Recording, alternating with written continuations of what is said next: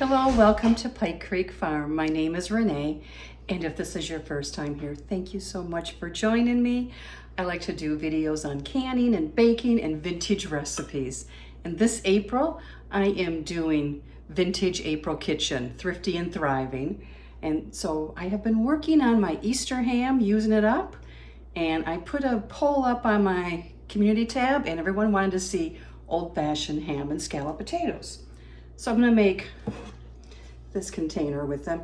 I like doing a taller one, but I don't have, I think I gave them to my kids when Jim and I got married and I moved out, and I thought I still had one, like the little deeper round casseroles. When I had my kids, I would make it in a, deeper pot, like a stock pot, but a short one. I am really good at having this overflow, so deeper was always better. But I was feeding a bunch of people. Usually they had friends over and us, and so I always made a big batch. For the two of us, I don't need as big a batch. So the first step is to grease our pan. I thought I was recording and I wasn't, so I generously greased this.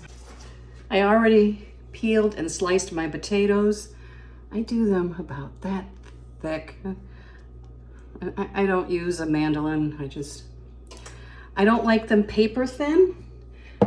I know some people do them like really, really thin, but I like it to have a potato bite to it, I guess, a texture, that softness. You don't want hard potatoes. I have half an onion sliced, and here's my ham. I have flour, I have salt and pepper, and I have butter. We're gonna layer everything in this pan, and then we're gonna pour some more milk in there and stick it in the oven and let it go. Now, some recipes have you make like a bechamel sauce, and my grandma and my mom, both my grandmas, never did it that way. We always did the layers and put the flour and the butter, and salt and pepper, and just kept layering. And that's how I prefer it. So I'm gonna put a nice layer of potatoes. I peeled 5 potatoes. I have one over there, a small one, that I haven't sliced in case we need it. And I have this much onion left if I decide it needs more onion. You can chop your onion. We always sliced it. So now I'm gonna separate some of the onion rings. Put a layer of those. These I do slice thin, and they kind of melt into it. Okay, then I have a couple of tablespoons of butter, and I'm gonna take a little bit and put little dabs all across here. Now, this isn't an exact recipe. That's not how I was taught. It's more a method, I guess. Okay, that looks good.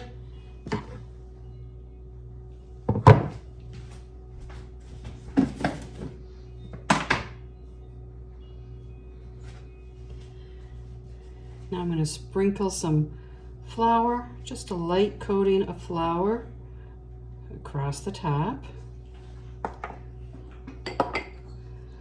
Salt. This is Celtic sea salt. Salt's really important for this. It won't have much flavor without. Some cracked pepper. And now we're going to put ham. This warms up really good the next day, and I'm going to be taking some for lunch tomorrow. That's my plan anyway.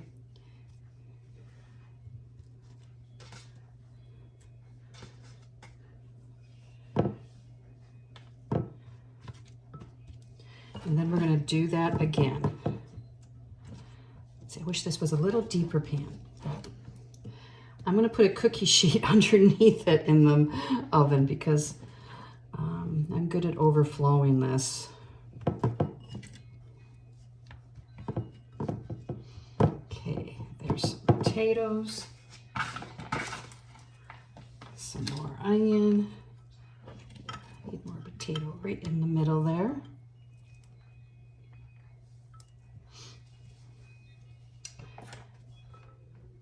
Flour.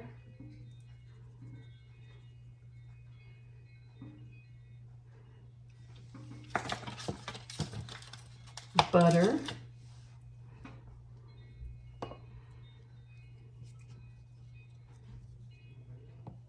Oops. You don't want to add too much butter. It gives it a good flavor, but you don't want it to be, you know, really greasy.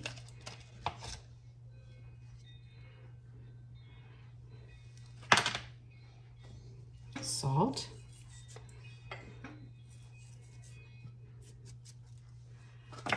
Pepper.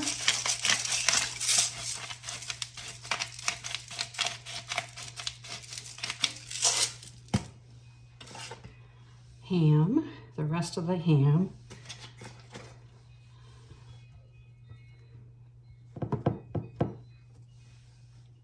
Then I'm going to do a top layer of potatoes.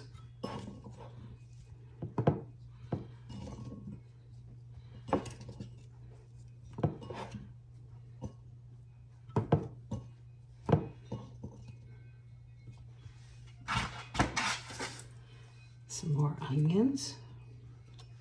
That was too thick. I like the onions on top. They get a little browned.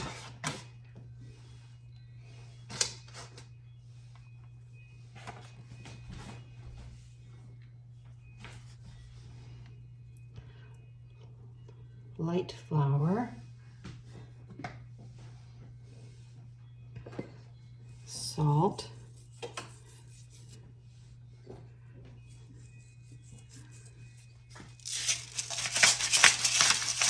Pepper.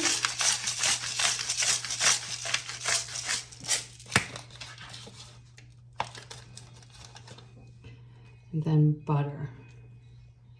Mom never made these with cheese. Neither did Grandma. They were always like this. This was Mom's favorite side dish to go with meatloaf. That was like her favorite meal, homemade meatloaf and scalloped potatoes. So I'm gonna heat up some milk in this bowl and then we'll pour that over it. Okay, I'm gonna pour the milk. I don't think Mom and Grandma heated up the milk because, you know, there wasn't like microwaves. I just remember Mom pouring it out of the jug.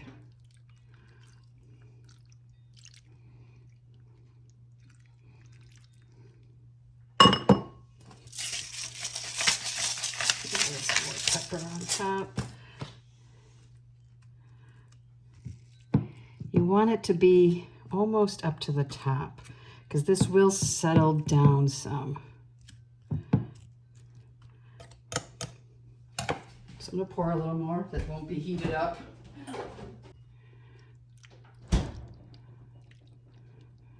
Okay, I can see it now on the edge. I can always add more.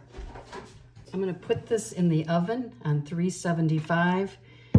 It takes at least an hour, longer. I want to be able to stick this paring knife in and have no resistance in the potatoes. So I'll keep an eye on it. I'm going to cover it with foil.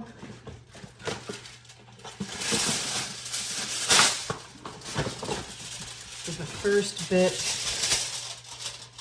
at least the first half hour. So down below, I'll put my approximate measurements, but it's, you know, I don't measure the potatoes, I don't weigh them, but I'll give you roughly what I did for this amount, and then you can multiply it if you need to and make it for your family. Just took it out of the oven. It is boiling, so we're gonna let it set. It is has lots of liquid. I don't like mine real dry, but it will soak into the potatoes as it's cooling, and it will thicken up more. So once I let this sit for a while, I'll serve some up and bring you back. It's a real basic meal. Sometimes we'll have salad on the side, or vegetable, or pickled beets. Sometimes we just have this. And it took about an hour and 20 minutes. Here I took out a serving. As you can see, the liquid does absorb in. And it gets nice and thick, but it's not dry. Let's try a bite. There we go. Got some potatoes, some ham, the onion. I like the onions a lot. Potatoes are nice and soft, but not mushy. So here's dinner. I hope you give it a try. Another vintage recipe for thrifty and thriving vintage April kitchen. We'll see you next time at Pike Creek Farm.